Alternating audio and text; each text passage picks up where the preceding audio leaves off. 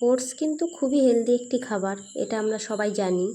আর বাচ্চা থেকে বড় সবার জন্যই খুবই ভালো। আমাদের বাড়িতে পাপানের জন্যই বিশেষ করে ওটস আনা হয়, কিন্তু আজকে পাপানের বাবার জন্য একটু ওটস বানিয়ে দিয়েছিলাম, তৈরি করে দিয়েছিলাম ওকে ওটসের ছিলা। ওটসটা প্রথমে শুকনো কড়াইতে ভালোভাবে নেড়ে চেড়ে মিক্সিতে গুঁড়ো করে নিয়েছি। ডাল ভিজিয়ে রেখেছিলাম, দুটো ডাল নিয়েছি, মুগ আর মুসুর ডাল একসাথেই ভিজিয়ে রেখেছিলাম। এরপর সেটাও পেস্ট করে নিয়ে ওটসের গুঁড়ো আর ডালের পেস্ট দুটো একসাথে ভালোভাবে মিশিয়ে নিয়েছি। এরপর মিশ্রণটা ভালোভাবে মাখিয়ে নিয়ে ওর ভিতর দিয়েছি লবণ, সামান্য হলুদ, লঙ্কা গুঁড়ো আর ডাল বাটার সময় দিয়েছিলাম কাঁচা লঙ্কা।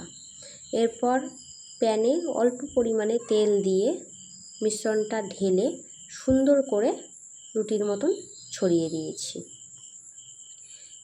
উল্টে পাল্টে ভালোভাবে এপিট ওপিট ভেজে নিলেই তৈরি হয়ে যাবে ওটস দিয়ে সুন্দর একটি খাবার। এক একটি ওটস হতে একটু সময় লাগবে, হালকা আঁচে ভেজে নিতে হবে। আমি কিন্তু এটি প্রথমবারই তৈরি করেছি, কিন্তু প্রথমবারই খুব ভালো খেতে হয়েছে, একদম অন্যরকম। ওটসের খিচুড়ি তো আমরা খাই, কিন্তু আজকে এটি একদম অন্যরকম খেতে হয়েছে, দারুণ হয়েছে। এই খাবারটা চাটনি দিয়েই বেশি খেতে ভালো লাগে, কিন্তু বড়মাসে চাটনি খাবে না, তাই ওকে একটি পাঁচমিশালি সবজি তৈরি করে দিয়েছিলাম। গাজর, বরবটি, পটল দিয়ে একটা পাঁচমিশালি সবজি করে দিয়েছিলাম।